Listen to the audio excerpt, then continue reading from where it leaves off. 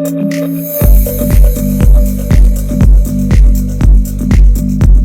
दोस्तों, स्वागत करते हैं आपका in the report and analysis में। आज हम बात करेंगे आर्मेनिया इंडिया से प्रलय मिसाइल्स मांग रहा है ताकि इस्राएली लॉरा को काउंटर कर सके, क्योंकि डीआरडीओ मिसाइल को लीथल बोला जा रहा है। आर्मेनिया का इंडिया के प्रलय मिसाइल्स को खरीदने का इंटरेस्ट इंडिया के लिए एक बड़ी अपॉर्चुनिटी है। ब्राह्मोस मिसाइल एक्सपोर्ट के बाद अगर प्रलय का एक्सपोर्ट कॉन्ट्रैक्ट मिलता है तो ये डीआरडीओ की इमेज को मिसाइल एक्सपोर्टर के रूप में मजबूत करेगा। डीआरडीओ ने कई सालों की मेहनत से हर तरह के मिसाइल डेवलप करने की कैपेबिलिटी हासिल की है और अब समय आ गया है इसमें से फायदा उठाने का। प्रलय मिसाइल में इंडिजीनियस कंटेंट का परसेंटेज ब्राह्मोस मिसाइल से ज्यादा होगा, इसीलिए इंडिया की अर्निंग पर मिसाइल भी ज्यादा होगी। आर्मेनिया अज़रबैजान के लॉरा मिसाइल को काउंटर करना चाहता है। आर्मेनिया को अज़रबैजान के पास मौजूद इस्राएली लॉरा मिसाइल को काउंटर करने के लिए इंडियन प्रलय मिसाइल चाहिए। अज़रबैजान को टर्की, पाकिस्तान और इसराइल का सपोर्ट है, जबकि आर्मेनिया को रशिया और इंडिया का। प्रलय मिसाइल खरीदने का मकसद है इस रीजनल कॉन्फ्लिक्ट में आर्मेनिया की डिफेंस कैपेबिलिटीज को मजबूत बनाना। लॉरा एक थिएटर क्वाज़ी बैलिस्टिक मिसाइल है जिसका रेंज 400 किलोमीटर और सीईपी यानी सर्कुलर एरर प्रोबेबिलिटी 10 मीटर्स है, जीपीएस और टीवी टर्मिनल गाइडेंस के साथ। प्रलय एक mobile canister based surface to surface SRBM यानी शॉर्ट रेंज बैलिस्टिक मिसाइल है जिसका रेंज 150 to 500 किलोमीटर है। ये डीआरडीओ के BMD सिस्टम के पृथ्वी AD मिसाइल से डेवलप किया गया है। मिसाइल इनर्शियल गाइडेंस यूज करके टारगेट तक पहुंचता है और फ्लाइट के दौरान कंट्रोल किया जा सकता है। प्रलय में एक रेडियो फ्रीक्वेंसी DSMAC यानी digital scene matching area correlation seeker terminal guidance के लिए है और एक indigenously developed fused silica radar dome यानी रेडोम भी फिटेड है। प्रलय मिसाइल रशिया के इस्कैंडर M मिसाइल का एनालॉग है जिसका रेंज और क्वाज़ी बैलिस्टिक ट्रैजेक्टरी के कैरेक्टरिस्टिक्स मिलते जुलते हैं और एक्यूरेसी लगभग 10 मीटर CEP है।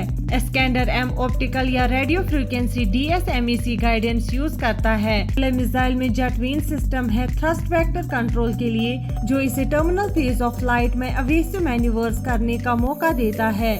ये मिसाइल डिकॉयज रिलीज कर सकती है ताकि एडवाइजरी एयर डिफेंस सिस्टम को कंफ्यूज किया जा सके। क्वाज़ी बैलिस्टिक मिसाइल को इंटरसेप्ट करना बैलिस्टिक मिसाइल के मुकाबले मुश्किल होता है। बैलिस्टिक ट्रैजेक्टरी से फ्लैट ट्रैजेक्टरी में स्विच करने से रडार हॉरिजॉन कम होता है और फ्लाइट पाथ अनप्रेडिक्टेबल बन जाता है। High speed quasi ballistic trajectory और टर्मिनल मैन्यूवरिंग का कॉम्बिनेशन प्रलय को लगभग इम्पॉसिबल टू इंटरसेप्ट बनाता है, जैसे इस्कैंडर M के साथ होता है। सॉलिड प्रोपेलेंट रॉकेट मोटर से पावर्ड प्रलय कभी एटमॉस्फेयर को नहीं छोड़ता और एक फ्लैट ट्रैजेक्टरी फॉलो करता है। इसमें अलग अलग टाइप्स के वारहेड्स हो सकते हैं, जैसे PF यानी प्री फ्रेगमेंटेड, मोनोलिथिक PCB यानी पेनिट्रेशन कम ब्लास्ट और सब म्यूनिशन PCB। मिसाइल में 2 सेट्स ऑफ स्मॉल फिन्स है जो इसकी रडार सिग्नेचर को कम करते हैं। यूक्रेन में रशिया इस्कैंडर M मिसाइल की परफॉर्मेंस ने मिनिस्ट्री ऑफ डिफेंस यानी MOD और defence research and development organisation यानी DRDO को इसका डेवलपमेंट और एक्विजिशन फास्ट ट्रैक करने पर मजबूर किया।